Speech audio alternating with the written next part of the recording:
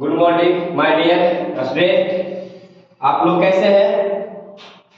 देखिए, कल का क्लास मैंने बताया था द्वितीय श्लोक का, 10th क्लास का संस्कृत पढ़ा रहे। 10th क्लास का लेसन है 7 द्वितीय श्लोक का। देखिएगा, कल मैंने बताया था त्रिक श्लोक बताए थे, आज हम चौथा श्लोक पे चलते हैं। देखिएगा, हमने प्रयास कर रहे जितना हो सके उतना बेहतरीन करने का प्रयास कर रहे हैं। हमसे जुड़े रहिए, बस थोड़ा सा सपोर्ट करिए, हमको भी करिए, क्योंकि हम भी मेहनत कर रहे हैं। देखिएगा, अगर आपको थोड़ा सा भी अगर लग रहा है कि हम मेहनत कर रहे हैं, थोड़ा सा भी लग रहा है कि बेहतरीन आपके लिए कर रहे हैं, तो थोड़ा सा वीडियो को शेयर करिएगा, थोड़ा सा सपोर्ट करिए।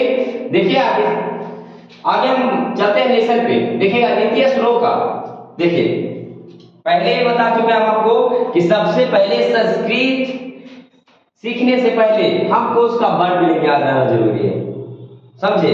मतलब कि इसका वर्ड मीनिंग हो गया शब्दार्थ। इसका शब्दार्थ सबसे पहले हमको जरूरी याद करना है। अगर शब्दार्थ याद नहीं है तो आप चाह के भी संस्कृत सीख सकते नहीं है। बात समझे?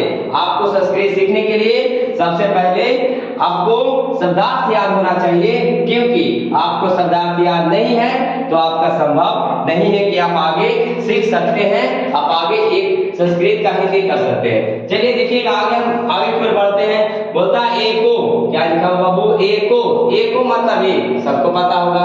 एको मतलब एक। ध्यान से देखिए, धर्म तो क्या है? धर्म।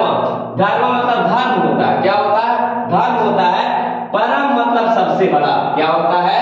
सबसे बड़ा। श्रेय क्या है? श्रेय।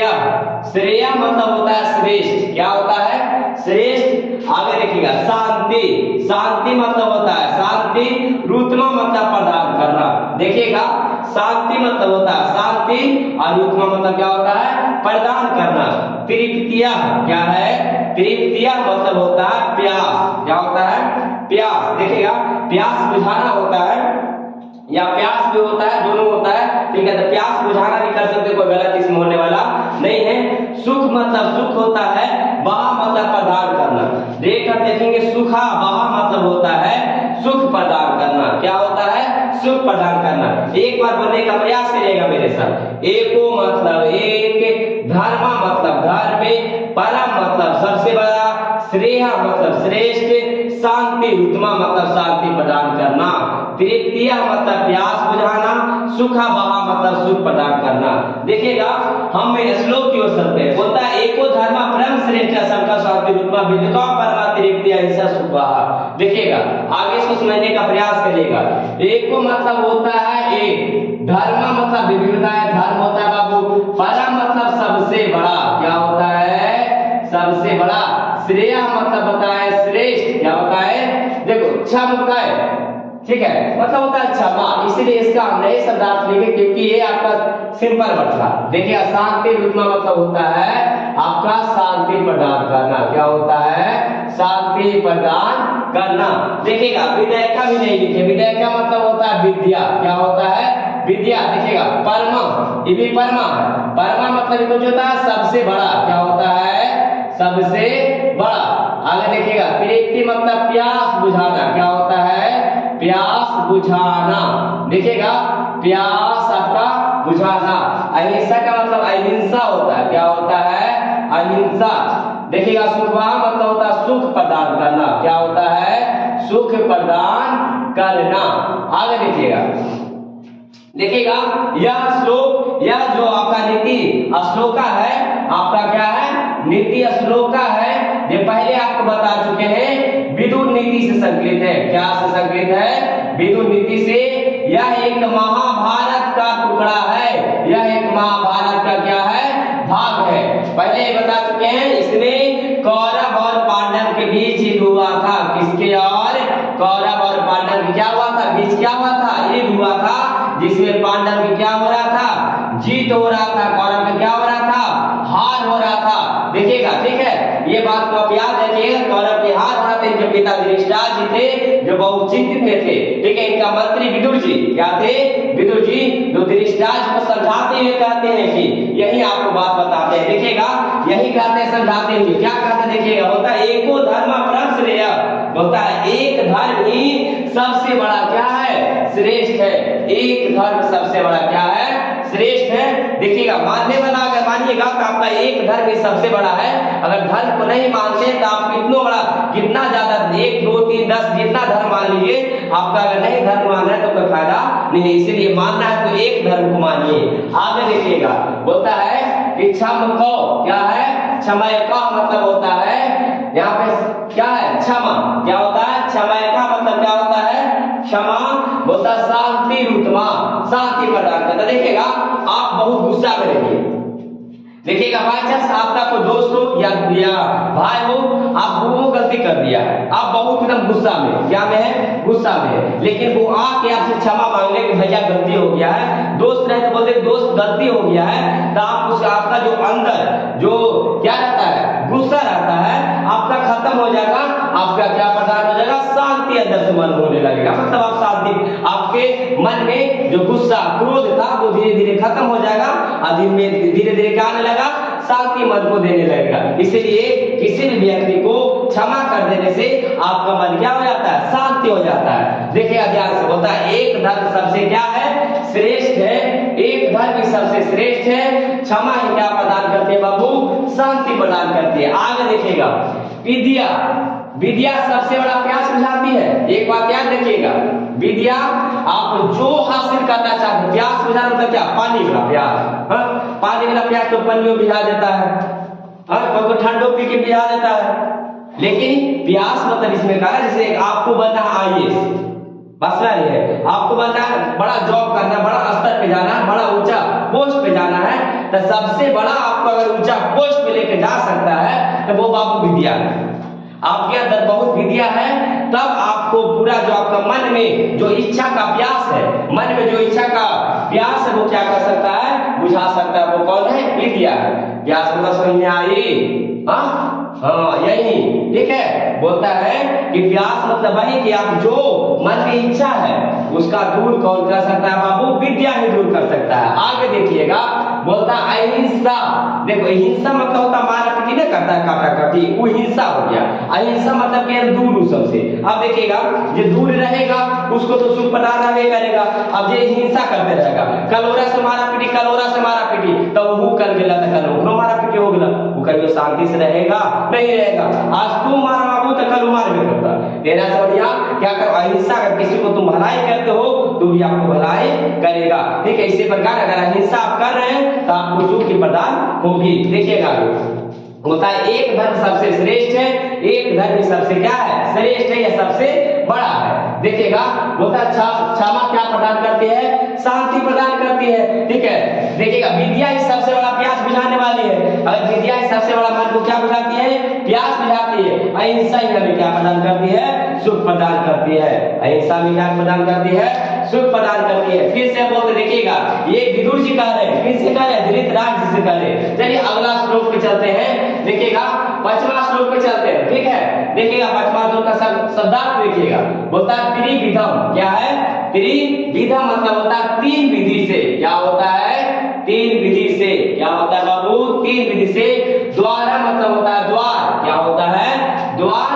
होता है नाशनम। क्या है? नाशनम मतलब होता है नाश करना या नाश करता है, नाश करना या नाश करता है। होता है त्यजेता मतलब त्याग देना। क्या होता है? त्याग देना। त्याग मतलब अतः। क्या होता है? अतः। त्रिविधम मतलब होता है 3 विधि से। क्या होता है? 3 विधि से। द्वारा मतलब द्वार। नाशना मतलब होता है नाश करता है। होता है त्यजेत मतलब होता है त्याग देना। त्रय मतलब अतः। अतः देखिएगा, त्रिविधम मतलब होता है 3 विधि। क्या बताया बाबू? 3 विधि। क्या बताए? 3 विधि से। नरकस्यम, देखो नहीं आप पे लिखिए क्योंकि नरकस्य मतलब होता है नरक का। क्या होता है? नरक का।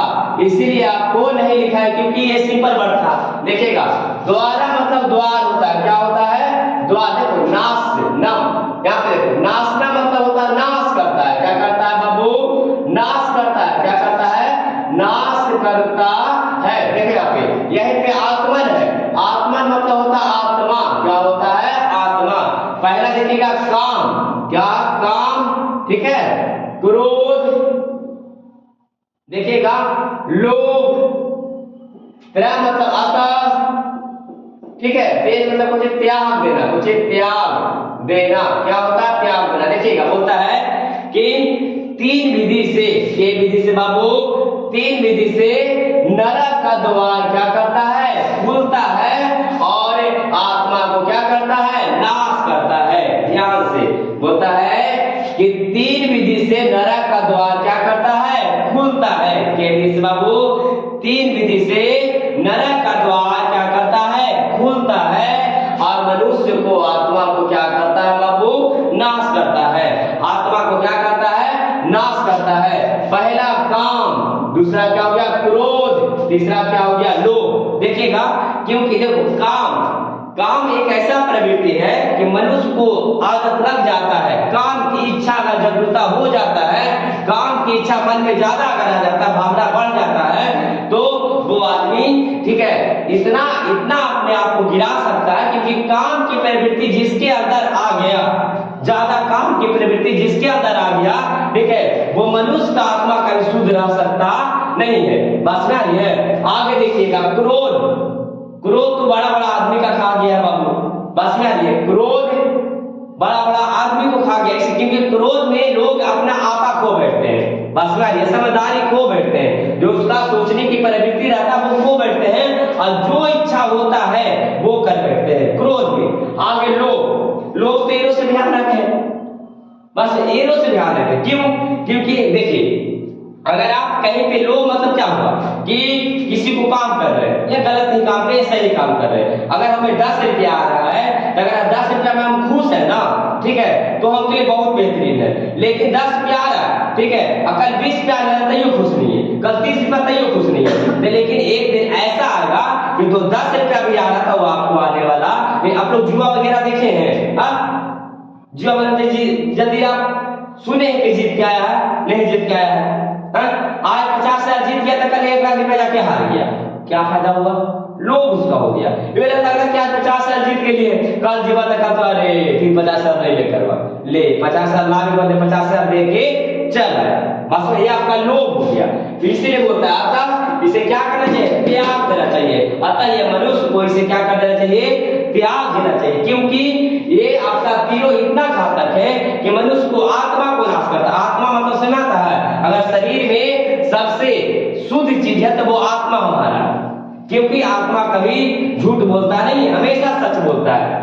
आप चोरी भी करने जाते होंगे ना, तो मनवा में 2 सवाल होता होगा। पहला, दिमाग में कहता होगा कि चल चोरी कर ले, ये दिलवा बोलता होगा, जरा आत्मा बोलता है, ये बोलता होगा ना चोरी ना कर। लेकिन वहां पे आपका मर्जी है, अगर आत्मा को सुन गए तो वहां से आप लौट आइएगा, लेकिन आत्मा को नहीं सुने तो आप चोरी कर लीजिएगा, क्योंकि ये आत्मा है, आत्मा कभी झूठ बोलता नहीं है। ध्यान से देखिए, बोलता है 3 विधि से नरक का दरवाजा खुलता है। के विश्वभूत 3 विधि से नरक का दरवाजा खुलता है और मनुष्य को, आत्मा को क्या करता है, नाश करता है। पहला काम, दूसरा क्रोध, तीसरा लोभ। काम के लिए प्रवृत्ति को कभी जागरूकता नहीं करना चाहिए, हमें ज्यादा क्रोध भी नहीं करना चाहिए और लोभ को दम नहीं करना चाहिए।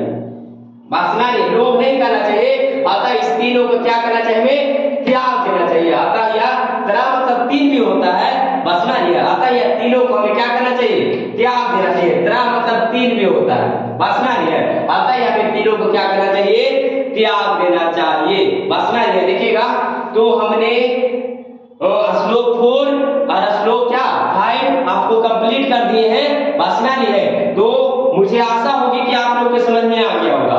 देखिए, हम ये लास्ट में भी यही कहना चाहते हैं कि अगर हमको मेहनत दिखाई पड़ता है, थोड़ा हमें मेहनत लग रहा है कि हम अपने आप को, हमें अपने जान पे आप लोगों को बेहतरीन शिक्षा देने का प्रयास कर रहे हैं। अपने जान पे आपका एक श्लोक का एक शब्दार्थ हमने नहीं छोड़ा है। बस में एकदम छोटा से छोटा शब्दार्थों को, छोटा से छोटा आपको वर्ड प्रॉब्लम मैंने सोल्व किया है। देखिएगा, आपने प्रयास किया कि आपको मतलब दिक्कत नहीं हो जाए। एक बार फिर से, एक धर्म सबसे क्या बाबू श्रेष्ठ है, क्षमा हमें शांति प्रदान करती है, विद्या सबसे बड़ा प्यास बुझाती है और अहिंसा में क्या प्रदान करती है, सुख प्रदान करती है। होता 3 विधि से नरक का दरवाजा खुलता है और मनुष्य को, आत्मा को क्या करता है, नाश करता है। पहला काम, दूसरा क्रोध, तीसरा क्या होता है बाबू, लोभ होता है। अतः इस तीनों का हमें क्या करना चाहिए, त्याग देना चाहिए, छोड़ देना चाहिए। क्योंकि मनुष्य के पास अगर ये तीनों लक्षण रह गया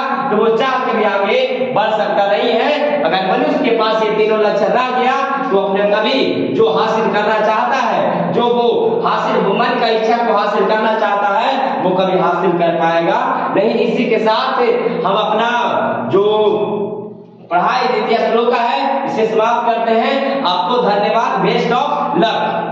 ठीक है।